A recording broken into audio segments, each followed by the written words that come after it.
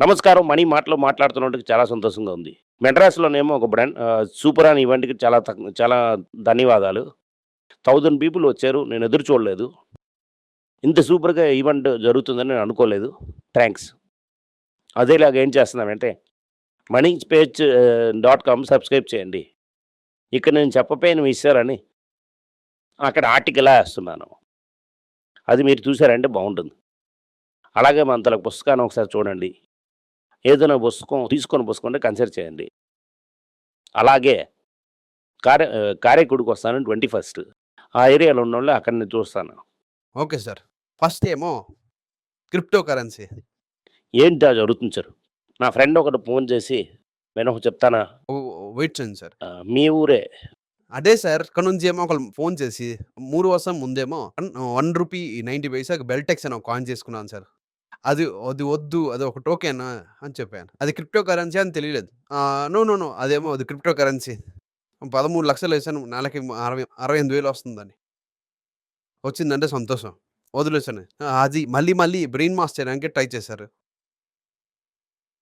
ఈ బెల్టెక్స్ coin crypto currency ఏంటంటే ఇప్పుడు టైర్ 1 వదిలేసారు.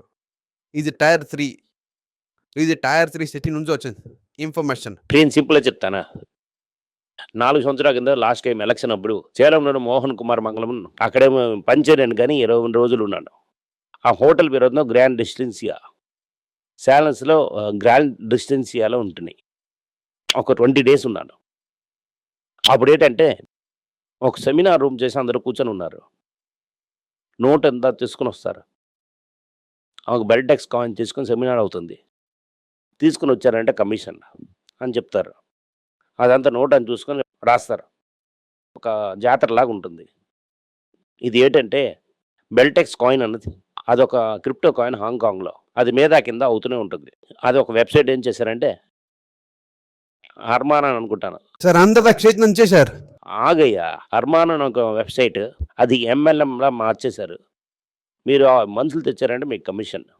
ఇప్పుడు మనం 10 మందికి ఉంచి ఆళ్ళు 2,00,000 కట్టారంటే మీకు 68,000 ఇస్తారు. అది అవుతుంది డివిడెండ్. అది కాయినే ఇస్తారు. క్యాషా ఇస్తారని కూడా తెలీదు. రైటా? ఇదొక స్కామ్. ఇది ఒక స్కామ్ అని చెప్తానంటే గూగుల్ చేసి మీరు బెల్టెక్స్ స్కామ్ అని చూసారంటే పోలీస్ స్టేషన్ వరకెళ్ళి వస్తది. ఆవరి పోలీస్ స్టేషన్. తమిళనాడులోని ఆవడి పోలీస్ స్టేషన్‌లోని మోసంగానే కేసు రిజిస్టర్ అయింది. గూగుల్ ఏం చెప్తున్నారంటే బెల్టెక్స్ అనేది ఒరిజినల్ కాయిన్. కానీ ఈ వెబ్‌సైట్ చేసిందేమో ఇదంతా ఇది కాదు. ఒరిజినల్ కాయిన్ కాదు అని గూగుల్ అక్క చెప్తున్నది. గూగుల్ అక్క ఇంకో విషయం చెప్పింది కదా! ఆవిడి పోలీస్ స్టేషన్‌లో ఒకటొస్తున్నది. ఇదే వేరే ఇష్యూలో ఏం చెప్తున్నాడు? చాలామంది రిజర్వ్ బ్యాంక్ ఆఫ్ ఇండియాలో కంప్లెయింట్ ఇచ్చారు. రిజర్వ్ బ్యాంక్ ఆఫ్ ఇండియా దీనికి క్రిమినల్ కేస్ ఇయ్యండి. అలాగని చెప్తున్నారు. అది కాకుండానే ఇప్పుడేం చెప్తున్నారంటే రిజర్వ్ బ్యాంక్ వాళ్ళ సైట్ పేరు మార్చేశారని చెప్తున్నారు. నేనేం చెప్తున్నా కూడా మనం ఈ కచ్చిలో ఉన్నా కూడా, ఆ కచ్చిలో ఉన్నా కూడా కర్తవ్యం ఉన్న మనిషి ఏం చెప్తారంటే reserve bank, SEBI, IRDA, PFRDA 4 financial regulators ఉన్నారు. ఒక రెగ్యులేటర్ ముద్ర లేకుండా ఆఫీస్ చూడకుండా ఆ ఆఫీస్‌లో చూసామా అందులో సర్టిఫికేట్ చూస్తారు. ఆ సర్టిఫికేట్ చూసి దయచేసి ఇన్వెస్ట్ చేయకండి. సందేహం ఉందంటే రిజిస్ట్రేషన్ నంబర్ అడగండి. ఆ రిజిస్ట్రేషన్ నంబర్ మీరు వెబ్‌సైట్‌లో చెక్ చేయండి. తప్పే కాదు.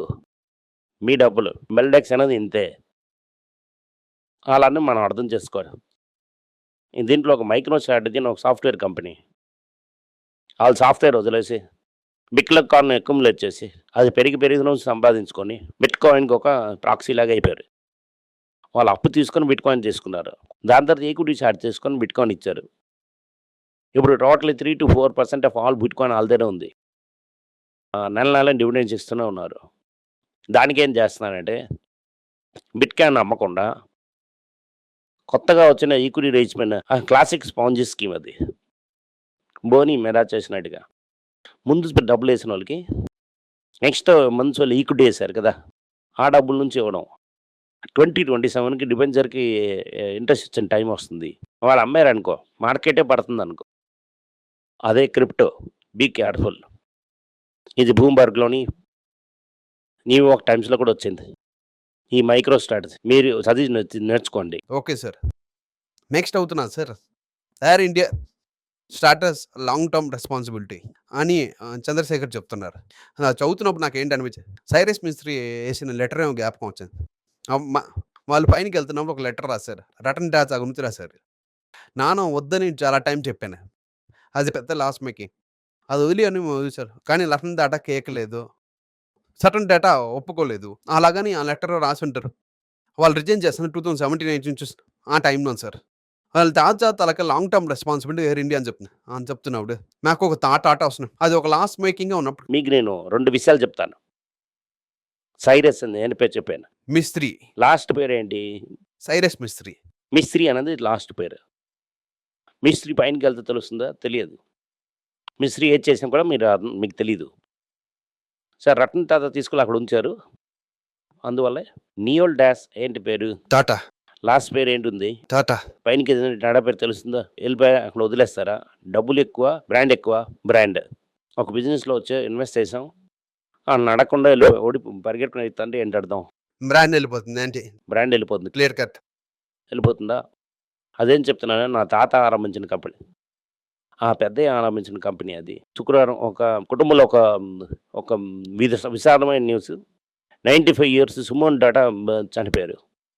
அவங்க అవుతున్నది నియోల్ టాటా తలక అమ్మ. వాళ్ళే లాక్మీ అనే బ్రాండ్‌ని క్రియేట్ చేశారు. లాక్మే. ఆ లాక్మీ బ్రాండ్‌ని ఛాన్స్ ఇచ్చినవారు ఏఆర్‌డి టాటా. 1961లోని ఆ కంపెనీకి మేనేజింగ్ డైరెక్టర్ చేసి లాక్మీ ఆరంభించారు. లక్ష్మి అనేది లాక్మే సార్. లాక్మీ అనేది బ్రాండ్ పేరే. ఇది ఉంది ముందే. ఆ అమ్మ టేక్ ఓవర్ చేసి పెద్దగా చేశారు. దాని తర్వాత హిందుస్థాన్ యూనివర్తో జాయింట్స్‌లో ఎంటర్ చేశారు. ఆ జాయింట్ వెంచర్ అమ్మేసి 200 క్రోర్స్ వచ్చింది. అది ఉంచే టెంట్ ఆరంభించారు. ఆ అమ్మగా అవుతున్నాడు టెంట్ తలకు ఫస్ట్ స్టాల్. దీనివల్ల నియోల్ టాటాకి ఏం జరుగుతుందంటే జేఆర్‌డీ అవుతున్నది మా అమ్మకి ఒక అవకాశం ఇచ్చారని. ప్రూవ్ చేయడానికని. ఎక్కడికెళ్ళినా కూడా లాక్మే ఉంది. అది స్టార్ట్ చేసింది మా అమ్మ. ఆ బ్రాండ్ ఉండేది.